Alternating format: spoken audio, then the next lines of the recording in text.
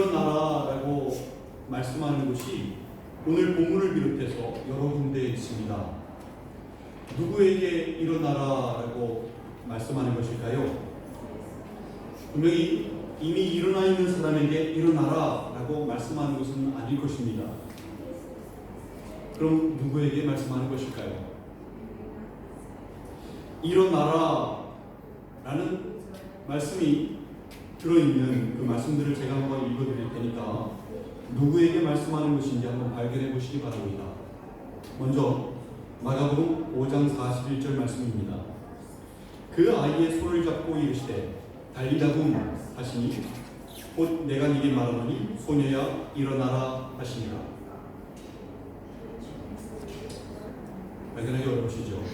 누가복음 7장 14절 말씀입니다.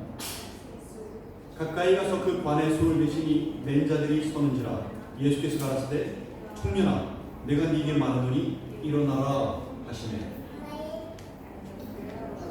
발견하시겠습니까?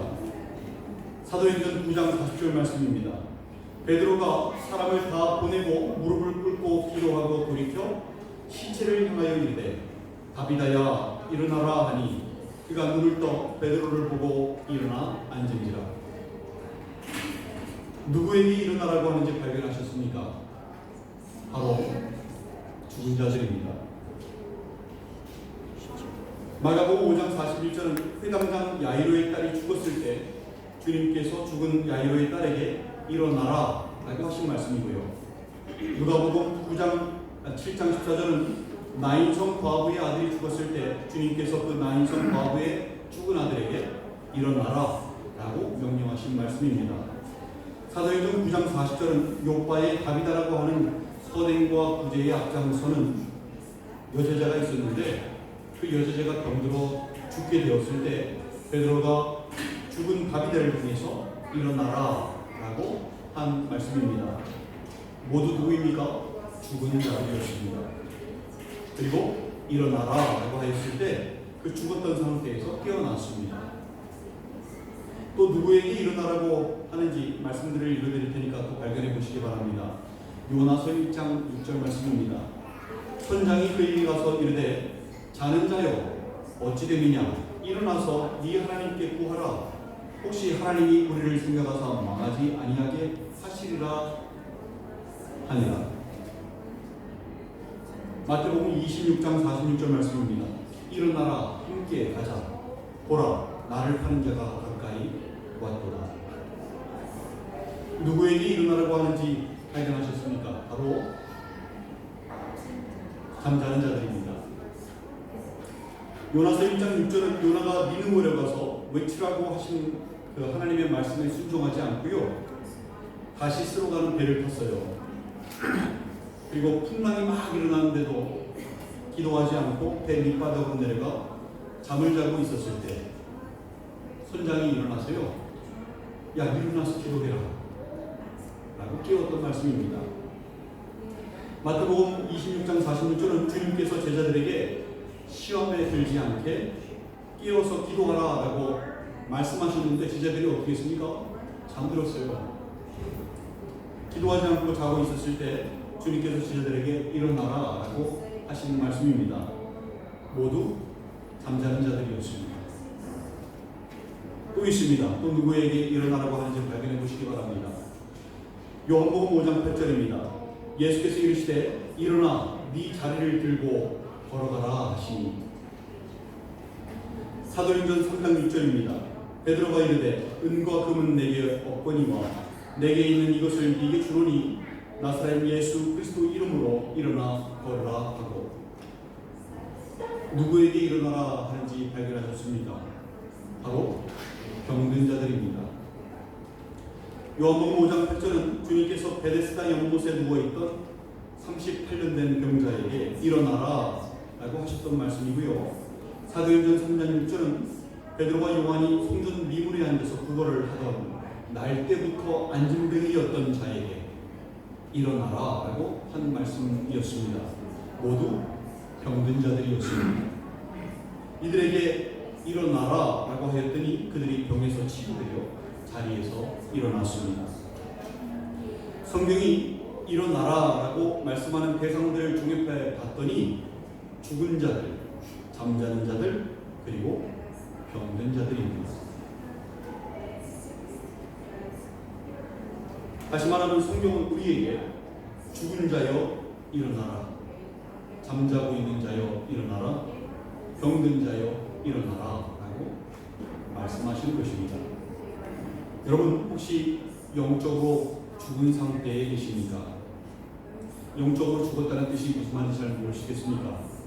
요한계시록 3장 1절에 보면요, 주님은 사대교회에게 말씀하십니다. 내가 네 행위를 아노니 네가 살았다 하는 이름은 가졌으나 죽은 자라.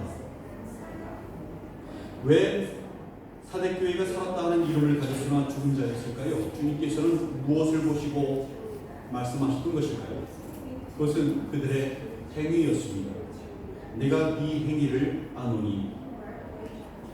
주님은 그들의 행위를 아시고 그들을 죽은 자들이라고 말씀하셨던 것입니다. 여러분, 사대교회는 지금으로 따지면 굉장히 훌륭한 교회일 수 있습니다. 그 사대교회가 지금 이 시대에 있다면 와, 정말 아름다운 교회다 라고 할 수 있을 정도로 뜨거운 초대교회들 중에 하나였습니다. 근데 주님은 그 사대교회에 대한 평가가 뭡니까? 죽은 자들이라는 것입니다. 왜요? 그들의 행함이 믿음이 아니었다는 겁니다. 야고보서 2장 17절을 보면 이와 같이 행함이 없는 믿음은 그 자체가 죽은 것이다 라고 말씀합니다. 야고보서 2장 26절에서도 영혼이 없는 몸이 죽은 것 같이 행함이 없는 믿음은 죽은 것이니라 라고 말씀합니다. 여러분, 이신칭의라는 말씀 아시죠? 이신칭의, 바로 믿음으로 의롭다 칭함을 받고 구원을 받는다라는 바로 구원에 대한 교리입니다. 오늘날 그리스도인이라고 말하는 사람들 중에 이 이신칭의를 모르는 사람은 없습니다. 우리가 구원을 받는 근거를 얘기할 때 바로 이 이신칭의를 얘기하기 때문입니다. 자신뿐만 아니라 다른 사람에게도 예수님을 믿습니까? 예수님을 주님으로 인정하십니까? 예수님의 부활을 믿습니까? 입으로 예수님을 주님으로 인정하시며 시인하십니까? 그렇다면 당신은 구원을 받았습니다 라고 친절하게 신앙 상담도 해주면서 구원의 확신을 심어줍니다. 이렇게 많은 신앙인들이 인위적으로 주어지는 구원의 확신을 주입식으로 교육받아 자신은 구원받았다라고 얘기를 합니다. 자신의 삶이 세상에 젖어있는 삶이지만, 비록 먹고 사는 일에 바빠서 예배는 잘 안 드리지만, 성경은 안 보지만, 기도는 안 하지만, 비록 주님 뜻대로 살지는 못하지만 자신은 구원받았다라고 얘기하는 신앙인들이 세상에 너무나도 많이 있습니다. 왜냐하면 로마서와 갈라디아에서 나와 있는 이신칭의 교리 때문입니다. 자신은 이 땅에서 아무리 망가지고 타락해도 예수님을 믿기 때문에 천국에 간다라고 얘기하는 것이 그 근거가 바로 이신칭의입니다. 무엇이 잘못된 것일까요? 이신칭의 교리가 잘못된 것일까요? 믿음으로 구원받는 것이 틀린 것입니까? 아닙니다. 절대로 틀린 거 아닙니다. 이신칭의는 반드시 맞는 것입니다. 믿음으로 구원받는 것 분명히 맞습니다. 근데 무엇이 문제일까요? 문제는 그 믿음이 진짜 믿음이냐 아니냐 하는 것입니다. 로마서와 갈라디아에서 나와 있는 이신칭의 말씀들로만 공식처럼 알고 있는 사람들이 성경을 읽게 되면 부닥치는 말씀들이 여러 군데 있어요. 특별히 주님께서 하셨던 말씀 속에 있습니다. 로마서 10장 13절에서는 누구든지 주의 이름을 부르는 자는 구원을 받으리라고 하였는데, 그 말씀을 가지고 있는데, 정작 주님께서는 마태복음 7장 21절에서 23절에 뭐라고 말씀하십니까? 나더러 주여 주여 하는 자마다 천국에 들어가는 것이 아니요 다만 하늘에 계신 내 아버지의 뜻대로 행하는 자라야 들어가리라. 그날에 많은 사람이 나더러 이르되 주여 주여 우리가 주의 이름으로 선지자 노릇하며 주의 이름으로 귀신을 쫓아내며 주의 이름으로 많은 권능을 행하지 아니하였나이까 하리니, 그때 내가 그들에게 밝게 말하되 내가 너희를 도무지 알지 못하니 불법을 행하는 자들아 내게서 떠나가라 하리라 라고 말씀하십니다.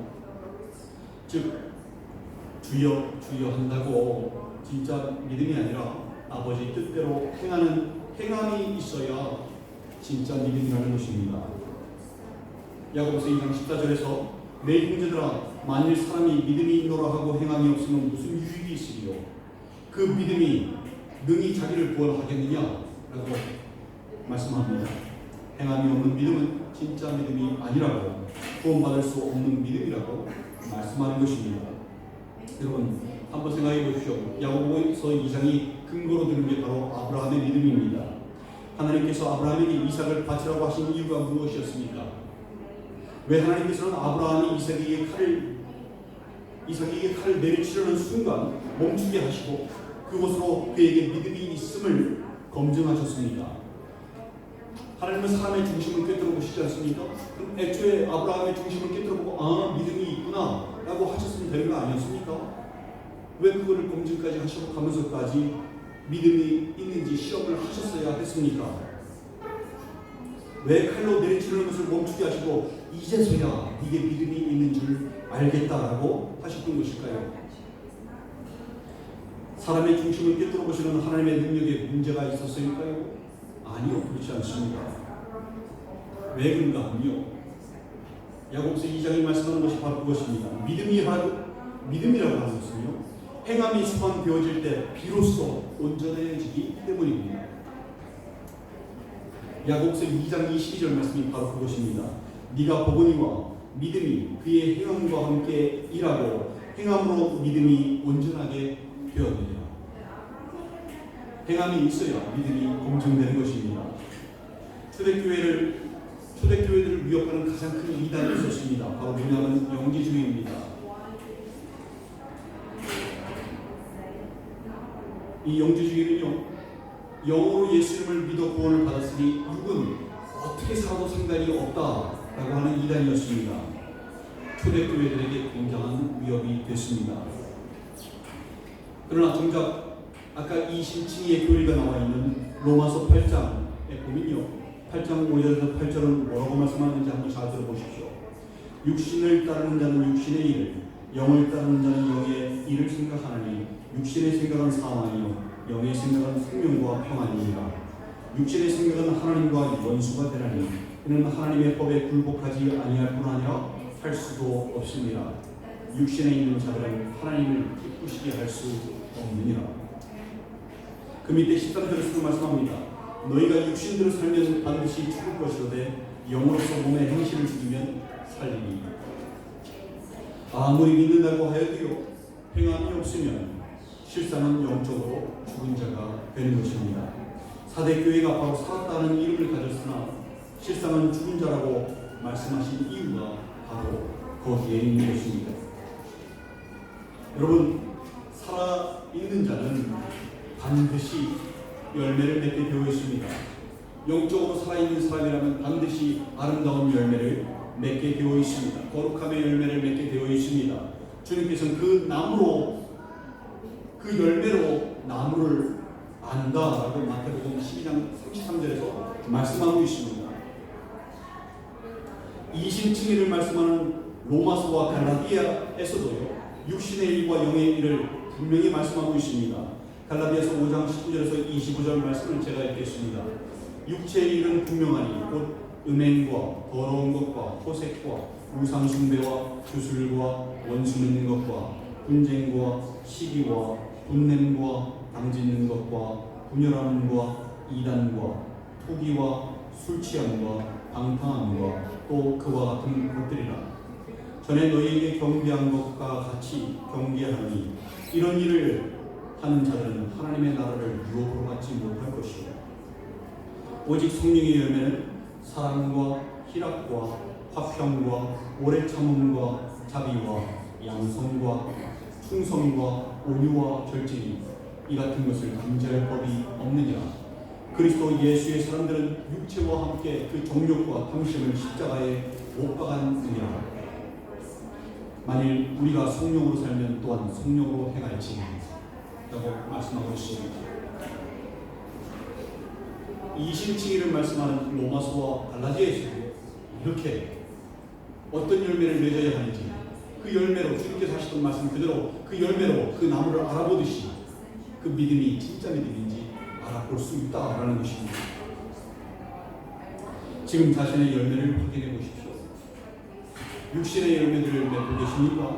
음행과 더러운 것과 호색과 우상숭배와 주술과 원수 맺는 것과 분쟁과 시기와 분냄과 장짓는 것과 분열함과 이단과 투기와 술 취함과 방탕함과 그와 같은 것들을 열매를 맺고 계십니까? 그렇다면 영적으로 죽어 계신 겁니다. 맺어야 하는 열매가 무엇입니까? 사랑입니다. 희락입니다. 화평, 오래 참음, 자비, 양선, 충성, 온유, 절제의 열매입니다. 시간이 거의 되면 하나하나 열매를 다루고 싶지만 오늘 전해야 되는 말씀이 너무 깁니다. 이 같은 열매들이 맺혀져야 합니다. 그러나 아직까지 육체와 함께 정욕과 탐심을 옛사람을 십자가에 못 박지 못해서 육신의 열매를 맺고 계십니까? 그렇다면 여러분, 오늘 본문을 통해서 전해지는 죽은 자여 일어나라 라고 외치는 오늘 말씀을 들으시고요, 일어나시기 바랍니다. 영적인 죽음에서 일어나 살아나시기 바랍니다. 혹시 또 여러분 영적으로 잠자고 계십니까? 시험에 들지 않게 깨어서 기도하라고 하셨는데 기도하지 않고 요나가 배 밑바닥에서 잠들었던 것처럼 제자들이 예수님 잡히시던 그날 밤에도 그렇게 말씀하셨는데도 정신을 못 차리고 기도하지 않고 잠들었던 것처럼 영적인 잠에 빠져 계십니까? 영적인 게으름으로 주님과의 교제가 끊겨 계십니까? 잠언 6장 9절에서 11절에 이렇게 말씀합니다. 게으른 자여 네가 어느 때까지 누워 있겠느냐? 어느 때에 잠이 깨어 일어나겠느냐? 좀 더 자자, 좀 더 졸자, 손을 모으고 좀 더 누워 있자 하면 네 빈궁이 강도같이 오며 네 곰핍이 kum사같이 이르리라라고 말씀합니다. 여러분, 영적으로 게으르면요, 기도하지 않으면요 시험에 빠질 수밖에 없어요. 주님께서 시험에 빠지지 않게 깨어서 기도하라고 했는데 허투루 하신 말씀이 아닙니다. 시험에 빠질 수밖에 없고 넘어질 수밖에 없고 좌절할 수밖에 없고 자빠질 수밖에 없습니다. 유혹에 넘어갈 수밖에 없습니다. 영적인 전쟁에서 패배할 수밖에 없습니다. 바로 기도하지 못하고 기도를 점점 뒤로 미루다 보면요 점점 무방비 상태로 노출이 되는 겁니다. 마귀들의 놀이터가 되는 것입니다. 나만 망가지면 괜찮은데 주변을 다 망가뜨립니다. 내가 미꾸라지가 되어서 흙탕물을 만들어 놓습니다. 여러분, 혹시 영적인 잠에 빠져 계십니까? 기도가 멈추셨습니까? 영적인 게으름에 빠져 계십니까? 오늘 말씀이 잠자는 자여 일어나라 라고 하십니다. 외치는 오늘 말씀을 듣고 일어나시기 바랍니다. 혹시 또 여러분 영적인 질병에 걸려 계십니까? 영의 병이 있는 사람은요 마음의 문을 꼭 닫고 삽니다. 걱정과 염려부터 시작해서요 가면 갈수록 원망과 불평으로 살아갑니다. 분을 내고 낙심을 하고 하는 것을 반복을 합니다. 상처를 오래 품고 용서함 없이 미워하며 살아갑니다. 그러다 보니까 말씀을 들어도요, 읽어도요, 묵상을 해도요, 은혜가 안 돼요. 기도도 안 나옵니다. 이게 뭔지 아십니까? 영적으로 병들어 있는 상태입니다. 무엇이 우리를 영적으로 이렇게 병들게 하는 것일까요? 성경은요, 그 이후로 육체의 욕심을 말씀합니다. 야고보서 1장 14절에서 15절 말씀입니다. 오직 각 사람이 시험을 받는 것은 자기 욕심에 끌려 미혹됨이니 욕심이 잉태한 즉 죄를 낳고 죄가 장성한 즉 사망을 낳느니라 라고 말씀합니다. 여러분, 육체의 질병이 심해지면 어떻게 됩니까? 죽죠. 영적인 질병도 마찬가지입니다. 질병이 심해지면 영적인 죽음이 되는 것입니다. 육체의 욕심을 따라서 살다 보면요 육체를 위해서 살 수밖에 없어요. 그것이 영적인 질병을 가져오게 되고요 결국에는 병이 진행되어 사망 상태가 됩니다. 육체의 욕심이 별것 아닌 것 같지요. 육체의 생각으로 욕심을 쫓아 조금만 더 갖추고 살아야지, 조금만 더 누리고 살아야지, 조금만 더 높은 위치에 올라가서 살아야지 라고 하며 살다 보면요 믿음에서 멀어지게 됩니다. 탐심으로 살게 되어 있습니다. 조금만 더, 조금만 더, 조금만 더. 사람의 욕심은 끝이 없습니다. 좋은 차를 사고 싶었는데 좋은 차를 사고 나니 한 대가 부족해요. 여러 대를 갖고 싶습니다. 좋은 한 집이 한 채만 있어도 좋겠다 해서 집을 샀는데 이제는 궁전이 필요합니다. 궁전을 갖게 되면 거기서 멈추겠습니까? 자가 비행기가 필요하겠죠. 사람의 욕심이라는 건 끝이 없습니다. 조금만 더 사람의 탐욕은 끝이 없습니다. 성경은 이 탐심이 우상숭배라고 분명히 우리에게 홀로서서 3장 5절에 말씀하고 있습니다. 갈라디아서 5장 16절에 내가 이르노니 너희는 성령을 따라 행하라 그리하면 육체의 욕심을 이루지 아니하리라 라고 말씀합니다. 성령을 따라서 행하십시오. 그러면 육체의 욕심으로 넘어가지 않게 됩니다. 그것이 행함이 있는 믿음입니다. 또 영적으로 병드는 이유가 있습니다. 뭐냐 하면 긍휼함을 잃어버렸기 때문입니다. 긍휼함이 있어야 상처를 주었던 사람을 용서할 수 있습니다. 긍휼함이 있어야 주님을 증거할 수 있고 쓰임받을 수 있습니다. 긍휼함이 있어야 심판의 자리에서 긍휼함을 받을 수 있습니다. 아까 말씀드렸었죠. 야고보서 2장 13절에서 긍휼을 행하지 아니하는 자에게는 긍휼 없는 심판이 있으리라. 긍휼이 심판을 이기고 자랑하느니라고 말씀합니다. 긍휼함을 갖지 못하면 나에게 상처 줬던 사람들 용서 못해요. 나한테 상처를 주는 환경을 용서하지 못해요. 누구만 손해입니까? 본인만 손해입니다. 왜냐하면 영적으로 질병에 빠지기 때문에 그렇습니다. 혹시 영적인 질병에 걸려 계십니까? 그렇다면 이 시간 병든 자여 일어나라 라고 외치는 본문 말씀을 듣고 일어나시기 바랍니다. 영적으로 죽어 계신 분이 계십니까? 영적으로 잠들어 계신 분이 계십니까? 영적으로 병들어 계신 분이 계십니까? 이 시간 주님의 일어나라 라고 하시는 말씀을 들으시고 일어나시는 역사가 있으시기를 간절히 소망합니다. 어떻게 일어날 수 있을까요? 여러분 아시다시피 해답은 우리 주님께 있습니다. 예수 그리스도의 보혈에 그 공로에 답이 있습니다. 내가 죽어 있을 때 나를 살리신 그 보혈의 피에 해결책이 있는 것입니다. 주님의 보혈의 피를 의지하여서 회개하시고 다시 소생케 되어 일어나시는 역사가 있으시기를 간절히 소망합니다. 일어나셨다면 이제 빛을 발해야 합니다. 본문 1절 말씀에 일어나라 빛을 발하라 이는 네 빛이 이르렀고 여호와의 영광이 네 위에 임하였음이니라 라고 말씀합니다. 주님께서는요 마태복음 5장 14절에서 너희는 세상의 빛이라 라고 말씀하셨습니다. 또한 요한복음 8장 12절에서 나는 세상의 빛이니 나를 따르는 자는 어두움에 다니지 아니하고 생명의 빛을 얻으리라 라고 말씀하셨습니다. 따라서 예수님을 믿는 사람이라면 예수님을 쫓는 사람이라면 무엇을 가질 수밖에 없어요? 주님의 빛을 소유할 수밖에 없습니다. 빛을 가릴 수 있습니까? 못 가립니다. 세상이 어두컴컴한데 그 어두움의 빛을 가릴 수 있습니까? 못 가립니다. 이 생명의 빛을, 주님의 빛을 가리울 수가 없습니다. 오히려 환경이 어두우면 어두울수록 더 빛나는 것이 빛입니다. 빛은 티가 안 날래야 안 날 수가 없습니다. 숨길래야 숨길 수가 없습니다. 상당한 영향력을 가지고 있습니다. 빛이 있는 자리는요 모두가 그 빛으로 인하여 영향을 받는 자리입니다. 주님을 따르는 자로서 주님의 빛을 소유한 사람이라면 주변이 그 사람으로 인하여 영향을 안 받을래야 안 받을 수 없는 것입니다. 바로 주님의 선한 영향력 때문입니다. 본문 2절에서 보라 어둠이 땅을 덮을 것이며 캄캄함이 만민을 가리려니와 오직 여호와께서 네 위에 임하실 것이며 그의 영광이 네 위에 나타나리니 라고 말씀합니다. 즉 영적인 어둠과 영적인 캄캄함이 만민을 가리울 것이나 우리 믿음의 사람들이 빛을 향하여 빛을 발하여서 선한 영향력을 끼쳐야 한다라고 말씀하는 것입니다. 어떻게 선한 영향력을 끼치고 어떠한 결과들이 보여져야 할까요?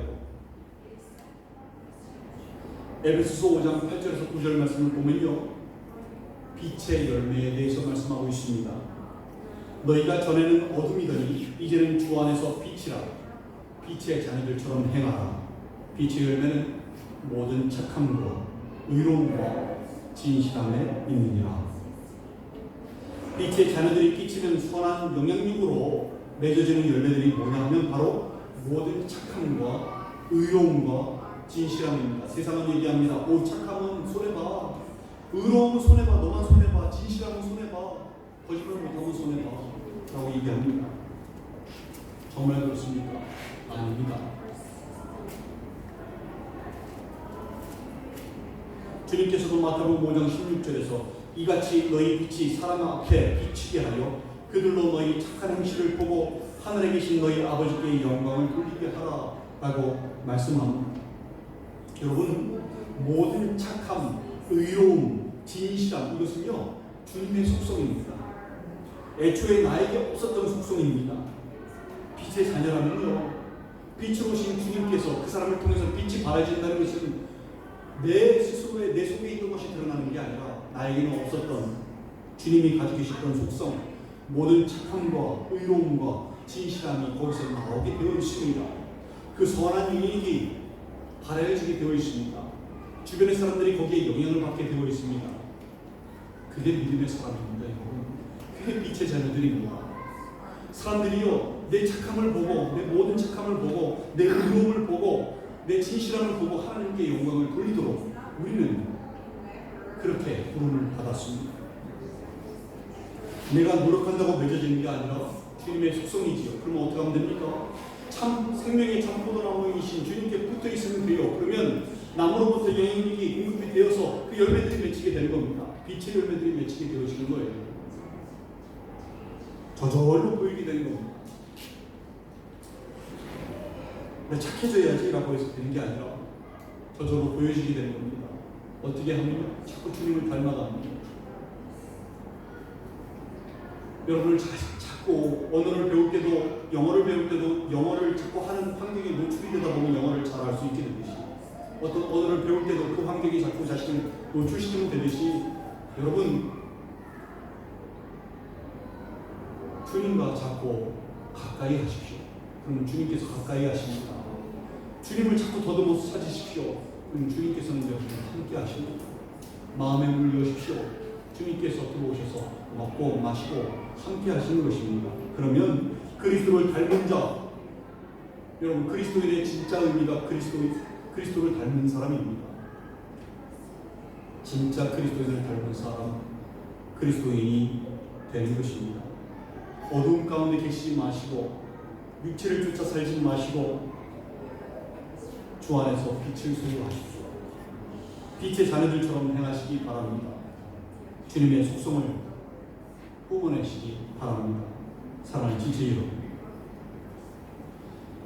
주님께서는 우리를 빛으로 부르셨는데 빛의 역할을 감당하지 못하는 신앙인들이 너무 많습니다. 영적인 죽음에 있어서, 영적인 잠에 빠져 있어서, 영적으로 병들어 있어서 어두움 가운데서 빠져나오지 못하고 헤매고 있는 신앙인들이 너무나 많이 있습니다. 이제 일어나야 할 때입니다. 이제 빛을 발해야 할 때입니다. 주님 오실 날이 다 되었습니다. 여러분 일어나시기 바랍니다. 빛을 발하시기 바랍니다. 어두운 세상의 빛으로 서시기 바랍니다. 선한 열매들을 통해서, 빛의 열매들을 통해서 행함이 있는 믿음으로 주님께서 영광 받으시도록 그렇게 든든히 서시기 바랍니다. 진정한 그리스도인으로 서시기 바랍니다.